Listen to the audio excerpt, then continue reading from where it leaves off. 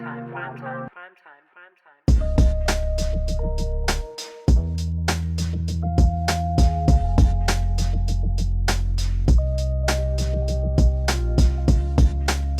tear gas the way we always have.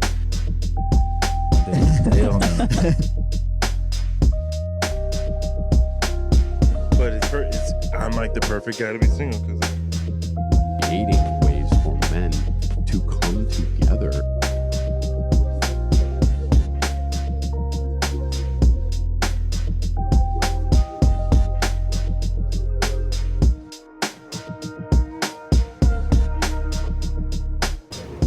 boom, we're here. Hi, Alex. What's up, girl? Boom, we're here. If you're listening, rate, share, subscribe. If you're listening, you could also watch on BigMood TV on YouTube. BigMood TV on YouTube. It's a YouTube channel. It's all built out. It's ready to go. So yeah, if you're listening, rate, share, subscribe. We appreciate you. So Matt and I were talking about social lubricants and drugs in general. You know, I think alcohol is the most readily available social lubricant and the most casual. Like you can, but it goes bad so quickly, right? Like there's a very thin, like alcohol as a social lubricant has very thin. Let me start this live over. The connection's poor. Okay. If you're listening, give me a second. I'm starting Instagram live. Boom. But yeah, in regards to social lubricants, alcohol is the most accessible and readily available social lubricant, and it works great for most people. Actually, for way more of the population than get addicted to it and have a hard time. But I think it's important to acknowledge how many people have a hard time with alcohol. You know what I mean? Like, I don't want to say like, because some people are completely anti-alcohol, like people in recovery are like, alcohol is the poison, alcohol is the devil. And I don't think alcohol is necessarily the devil. I think people have addiction problems and you can get addicted to just about anything. For me right now, I'm not addicted to drugs, I'm addicted to food.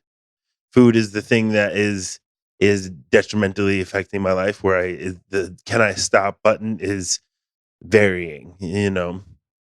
But alcohol as a social lubricant is effective in the sense that you can get people together, add alcohol, and create an environment that is enjoyable to be in. Yeah, this Instagram live is working, so I guess we're not going live today. But you can create an environment that is enjoyable and fun and blah blah blah and all those great things. But the downside is, as alcohol being the most readily available social lubricant, the downside is that people get reckless. People don't stop at 1. People don't stop at 2. Some people don't stop at 3 or 4 or 5.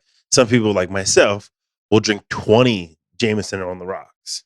Like my record with remembering it was 20 Jameson on the rocks, where I'm not blacked out, and I could just pound them down. That's just the kind of drinker I am. So when I drink one, I just say, "Ooh, I want to feel better." And what comes along with drinking 20 Jameson on the rocks? Getting arrested, fucking cheating on your girl, all the fucking bad choices you can make through alcohol, making your life reckless. So that's why I don't drink in particular, because as a social lubricant, things that are mind altering, I cannot stop for some reason. Even body altering, I've learned, even bodily altering, I can't stop, you know, or have a difficult time stopping. It's not that I can't stop; it's a difficult time stopping. So, alcohol is the most readily available, but the best social lubricant has to be MDMA. Has to be the best one, because you could add MDMA. If you put MDMA in everybody's drink, a little bit, like the tiniest amount in everybody's drink at a party, people would be vibing. It would heal some of the world's problems, dude. In that one evening, you could bring some Trump supporters and some fucking Obama supporters in the same room, put ecstasy in their drinks, and fucking vibes can change, you know. And that's the power of MDMA. But it's so dope that you want to do it every day. It's like, oh, I want to feel like this all the time. And so my thing is, I can tell you that I know that about myself. I know that I can do it every day. I know that I would do it every day, and the great obsession is that, oh no, I wouldn't. No, I could do it once and be okay. I'm not plagued by that trick. That trick doesn't got me. I've been addicted to too many innocuous things to know that this hardcore narcotic would get me. I drink too much caffeine already, and caffeine even makes you feel like shit sometimes, and I drink too much of it. So it's anyway, the social lubricants, but MDMA being the most pleasurable and the most exciting and positive social lubricant. MDMA is the one, but it's illegal. It's illegal, and you shouldn't do it. Not actually, no. I'm not anti-drug. I've said this on the podcast before. I'm definitely not anti. I'm pro-drug. Actually, I'm pro legalization of every drug. It's not, and that's not. It's kind of wild to say, but it's not. In my community, it's wild to say because people are like, "What? You're going to legalize heroin? You would legalize heroin? Yeah, we're going to." And like same thing what Oregon is doing. We're going to legalize everything, and we're going to create the money, the money that's generated through taxes. The money is decriminalize everything, and the money is generated through taxes. The money that's generated through all the different ways they're generated from municipalities. We're going to create treatment centers and mental health facilities. So all the people who did drugs, we're not going to criminalize them anymore because people who are addicted to drugs, they're not criminals. They do criminal activities to get the drugs, but they're not in essence criminals. Like drugs brought me into criminality. Like without drugs, I don't do crime. I do no crime. Without drugs, there's Eric and crime don't go together. I'm a super square when there's no drugs involved. But when there's drugs involved, I'm involved in criminality because to acquire drugs, you have to buy them from a drug dealer. When you're buying drugs from a drug dealer, you're usually buying drugs for other people. Now I got drugs for the group. I might as well start selling. I might as well keep selling them at the house. You know what I mean? Everybody needs all the people I'm doing heroin with. They're buying heroin anyway. So might as well buy an ounce. I have some money for my job. Might as well buy an ounce and sell an ounce. Boom. Now you're a fucking drug dealer, and you started as a fucking drug addict, but you just keep it on you. You just keep it on you all the time. So yeah, you're a criminal now at this point. And then the stealing. When you're so sick, physically ill, that you can't cope, what you're going to do is you're going to steal things. So I think theft and possession are the two biggest substance abuse crimes that people are being arrested for. People are trying to watch this live and I can't get on, dude. Lame.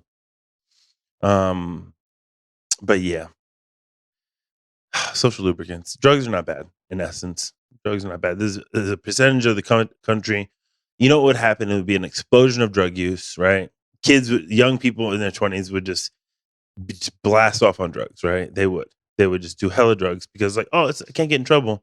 And they showed this but America's different because we have such a discontentment in this country that I think if drugs were decriminalized, so many people would do them because there's so much unhappiness in the country. So we're going to get rid of this live. It's not working. People were trying to watch, but fuck it. At least we know we have people who want to watch. At least we know.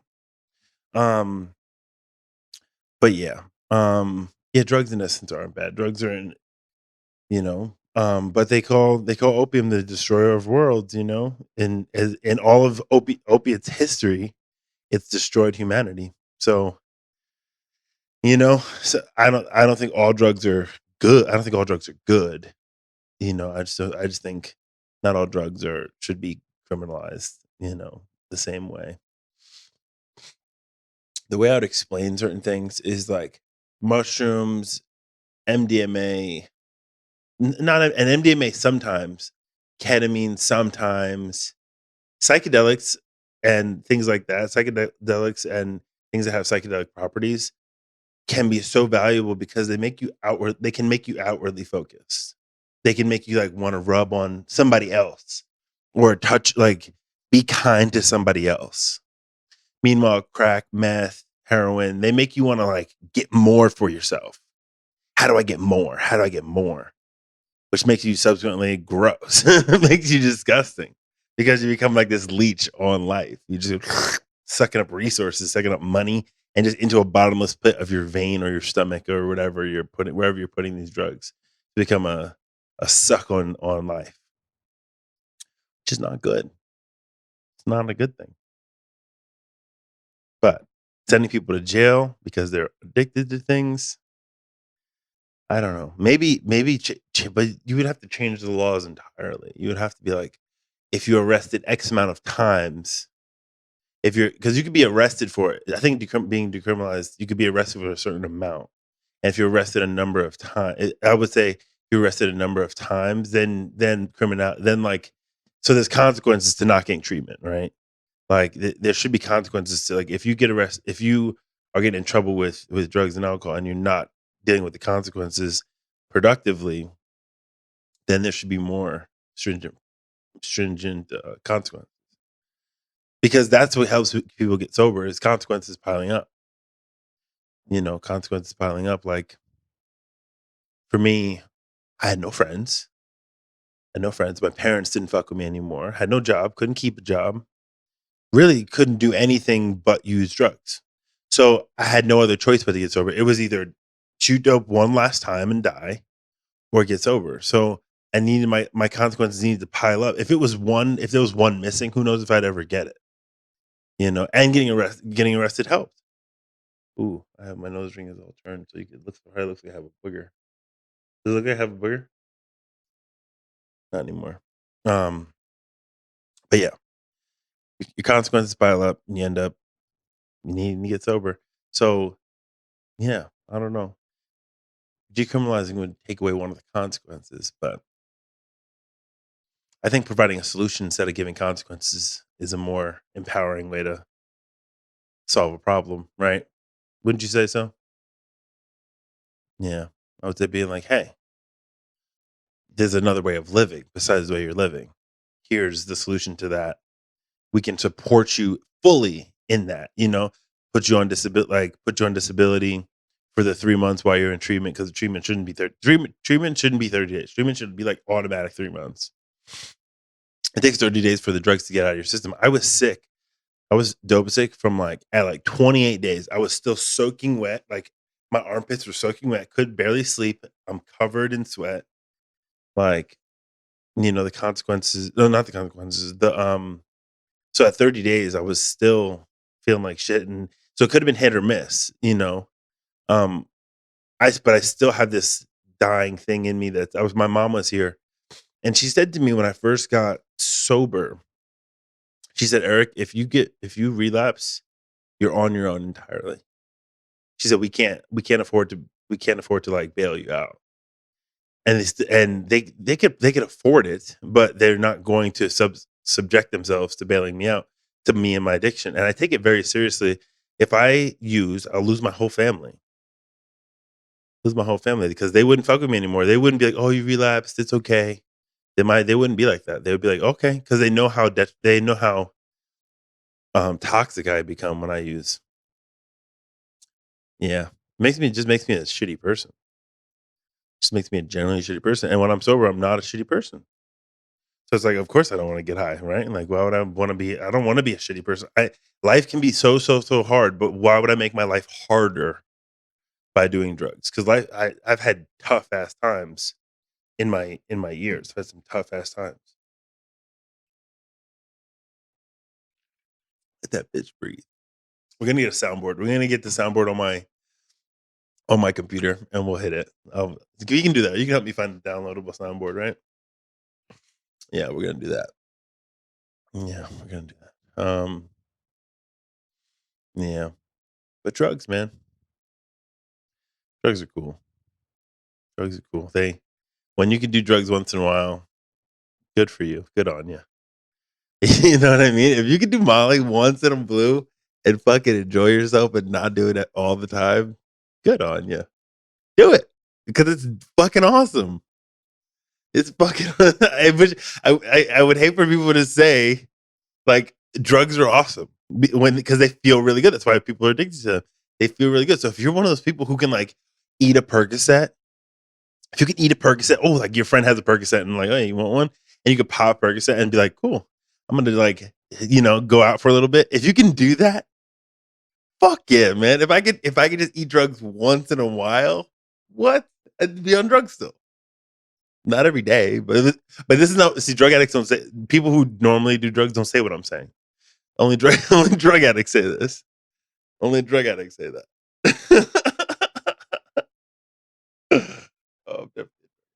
But it's okay. It's okay. I went through a whole like period last year of like the disempowering interpretation of saying, "Oh, you're a drug addict or you're an alcoholic." It's just a disempowering language to use about yourself, right? To like define yourself as such a negative thing. I just say that so definitively, like I could never, but the risk reward of like the bend of the knee of saying like, yeah, I'm an alcoholic, like accepting of that and the humility of that is important. It is important to humble yourself and say that because the consequences are so dire. So it's like if either I can concede to that and be either I can concede to that and be like humble about it and acknowledge that I have this predisposition, or I can be in denial about it and risk going back to the circumstances I was in. I'd rather just bend my knee and just take responsibility for it. Hold on. Yeah. Yeah. It's interesting, man. It's interesting. It is interesting.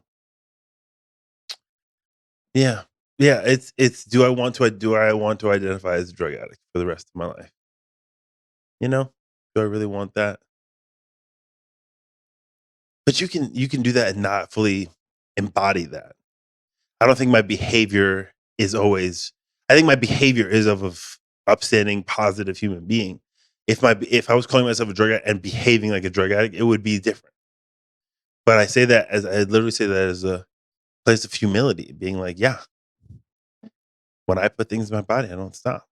And I've proven it to myself in a number of other process addictions. It's been like sex or food or things that make you feel good. Anything that makes you feel good, it's been like, oh, I like this. Oh, jerking off. It's like, oh, jerking off feels good.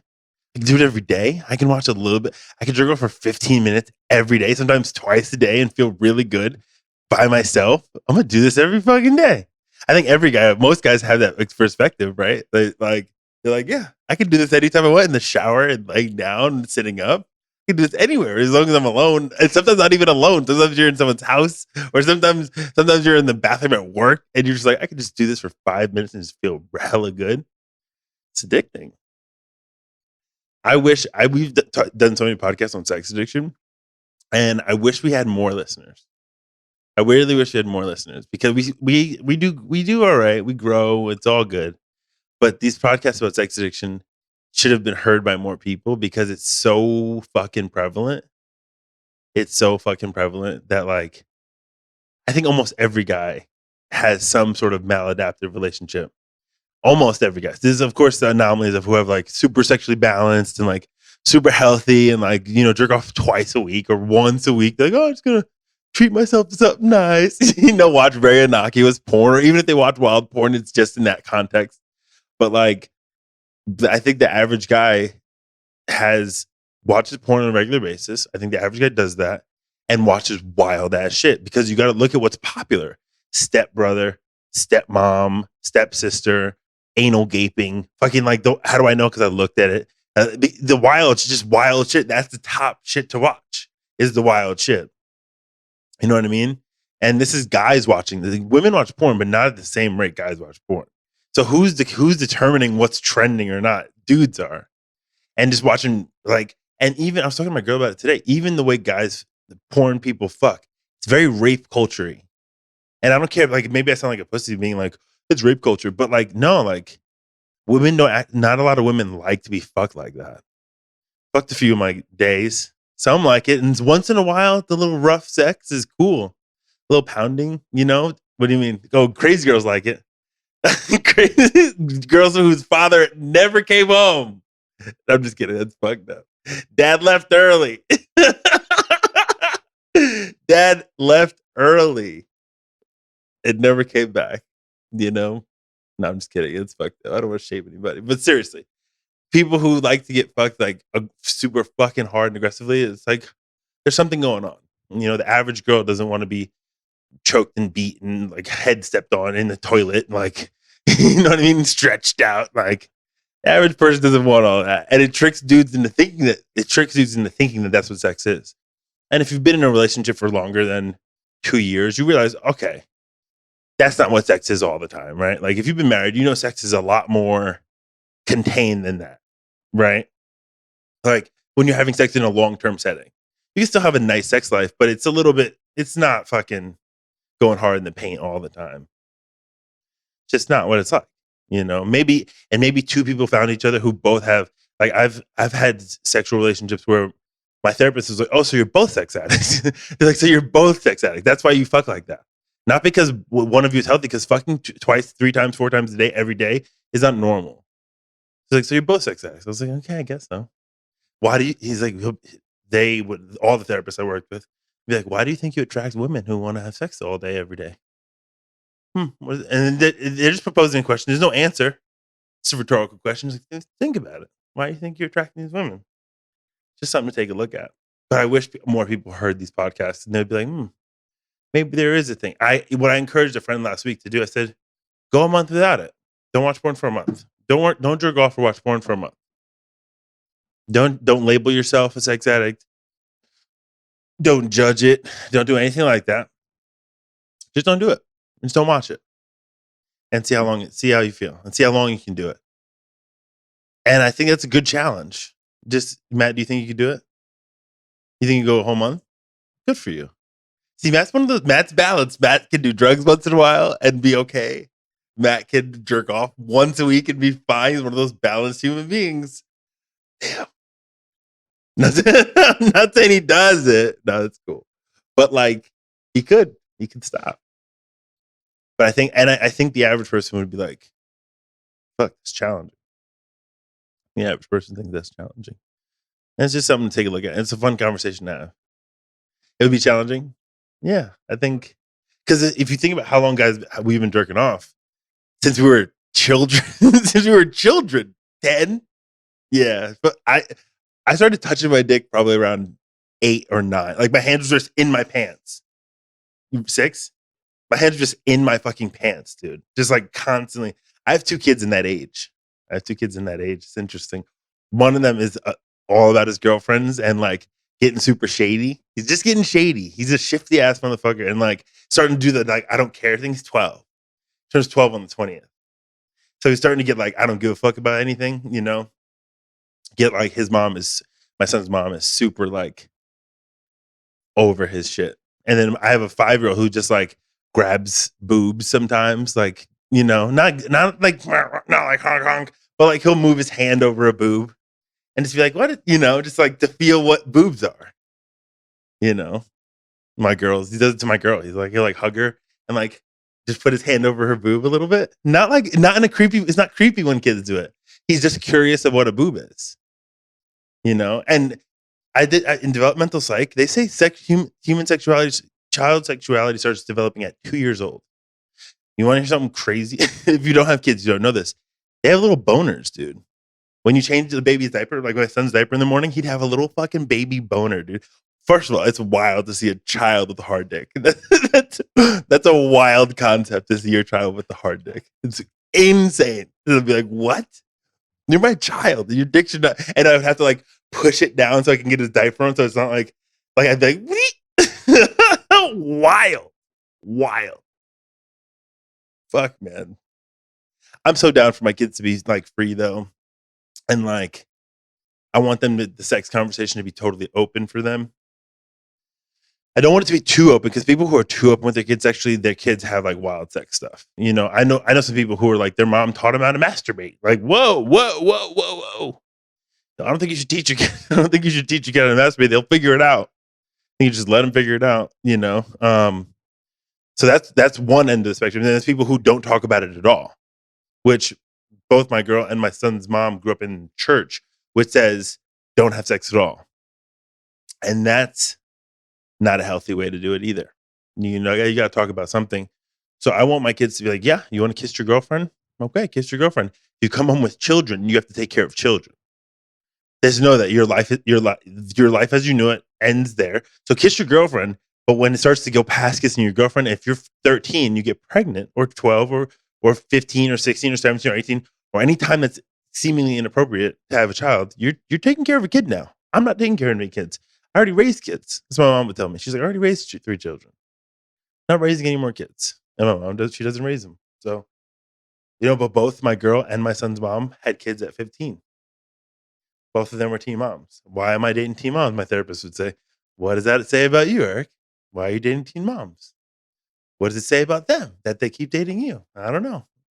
We should probably have them on NASA. I should have them on at the same time. Be like, hey, what do you bitches think about me? I'm just kidding. I'm just kidding. Just kidding. What's going on in y'all's head where you think that this is what I want? I'm just kidding. Now, you know what it is girls with kids, I accept. I don't mind that a girl has kids because I have a kid. And I don't mind because I don't want any more kids. That's a big thing. I have a vasectomy. So it's like, if I wanted more kids, then dating someone without kids would probably be the ideal, because they're not like beat down by just children already, you know, but I don't want any more kids. I'm content with that person having their kids, me having my kids, and us bringing them together. So that makes me want to date parents. I guess if I dated a girl who wasn't a parent, then the kid thing would still be on the table. But for me now, especially, it's not on the table. I was telling my son's mom, like, I don't want to have kids with anybody else. I don't think I want to. I don't think I want to. Yeah, I don't think I want to, man. Did I save any? No. I was going to. I was thinking about saving some. But you know what? Vasectomies are reversible within 10 years. 90% reversible. So, you know, maybe I'll reverse it in 5 years if with my current girl right now. But just let it be over. My girl and I when we don't have our kids, I said to her, I was like, the other day, I was like, isn't this nice? Isn't this fucking nice that so here's what happens when you have children. It's still fun, quote unquote fun. It's fun that you accept. It's not fun that you want. It's not the fun that you want. The fun you want is freedom fun, right? That's the fun that everybody wants. It's like, I can wake up when I want to. I can, you know, do what I want to. If I want to have a drink, I can have a drink and like be a little hungover, or, you know, like freedom to do what you want fun. You know, you don't have to like wake up in the morning and get a kid ready for school. But when you have a kid, you have fun that you accept. You do family things that I just spent 7 years doing family shit, like family vacations. Wonderful. But I went to Mexico with my little one twice, under 5. It's not fun. I'll say it right now. That's just not fun, dude. It's not a fucking vacation. It's not vacation. Leaving your kids home is the vacation. When your kids aren't around, that's the vacation. You could be right in your own house, but your kids aren't around. You're like, fuck. So, and this is and some people get to the point in their life where they're like, want to be free, or they don't want to be free anymore, and they are ready to not. That's why you should wait to have kids till when you're ready to not be free. Wait till you're ready to not have a free life, because all that freedom goes away. You got diapers to change, you got money to make, you got like everything is on. All the fucking adult shit, all the adult switches are on. All the kid switches are off. So my girl and I, we still have freedom, because our kids have their other parents, and we get the kids alone. We have time without the kids. Then we have family fun. We do stuff together, but it's got to tell the kids not to touch each other. Don't touch each other. Don't. Is it fun? Sure. The fun, sure. It's nice moments. Yelling at your kid to not like dunk his head in the pool when we're not going in the pool, you know? It's fun. Sometimes, you know? Sure. It's fun that you accept. It's fun that you're like, I guess this is what we're doing. I sound like an asshole.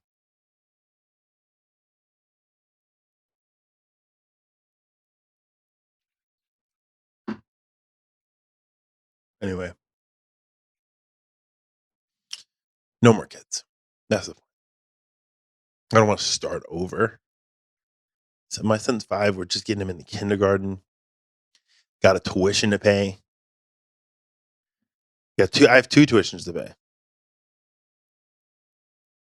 2 tuitions. I'm 32. And we'll start that over again? Fuck out of here. And when you meet someone, you want to have a baby with them. But if you meet someone you really like, you're like, well, let's make a baby. Because that's the biological instinct, right? Your body says, make a baby with this person. You love them. You're attracted to them. They have suitable mother characteristics, maybe perceivably. Some people have kids with people who don't have parenting skills or natural parenting skills. Like, I think I would never abandon my child. You know, I wouldn't abandon a child. So I'm a good person to have a kid with because I'm not going to bounce and I'm not going to like dip out on my responsibilities. So I see why my son's mom would want to have a kid with me. I want to have a kid with her because she's a great mom. Anyway, current partner, I want to have a kid with her. She's a great mom. So it'd be like, okay, that makes sense. You know, it makes sense. Okay, so when you meet someone, you're like, ooh, they're great. Let's make a baby. But then all the fun of the freedom is gone. I'm talking myself out of it even more. This is so good for me. This is so good for me. Because I get caught up and vagina catch you up. Like, God, what about a baby? Before you know it, your life sucks all over again. Let that bitch breathe.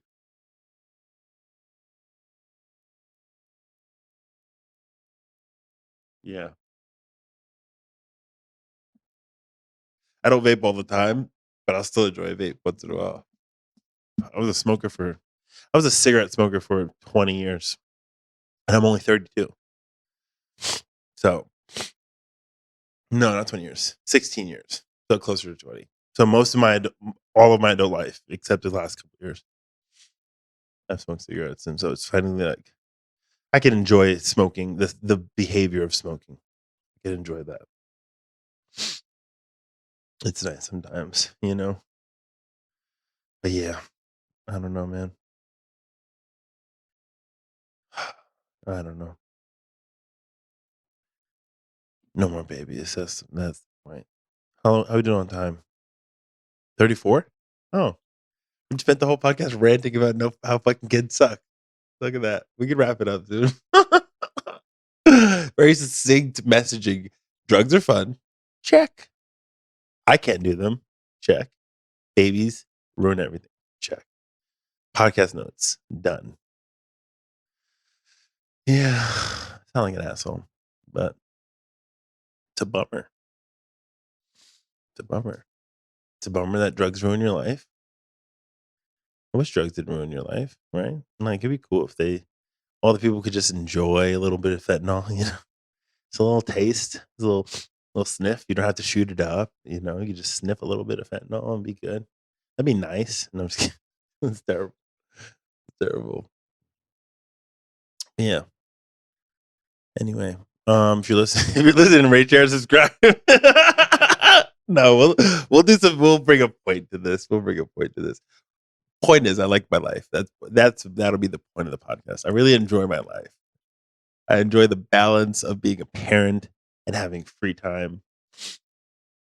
I enjoy the clear-headedness and non-life ruining aspects of not doing drugs, but I enjoy the experiences I had of doing drugs because I had a lot of fun. So I enjoy that I got to experience that. Even though it was detrimental to my life, still had a lot of fun. Had a lot of fun. Yeah, I had a lot of fun. Yeah. But fun is over. No, but this life is fun in a whole other way. And it's fun that you enjoy. Like, I can go dancing without drinking and like needing the social lubricant, which is it took me years before I can do that. But like I can still I'm going to a wedding and I'm gonna cut a rug. I'm gonna dance my little ass off. I'm gonna dance my ass off, man. My girl and I going to a wedding. So yeah, it's I don't know. Anyway, if you're listening, rate, share, subscribe. If you're listening, you could also watch BigMood TV. Yo, subscribe to the podcast. Just hit the subscribe button. If you end up if you're on Instagram watching a clip, go to the page and hit us with a little bit of subscription. It helps the algorithm. Helps us get up on the rankings. So yeah, if you're listening, rate, share, subscribe. BigMood TV is a YouTube channel. My dog's tripping, so we're gonna go. All right, peace.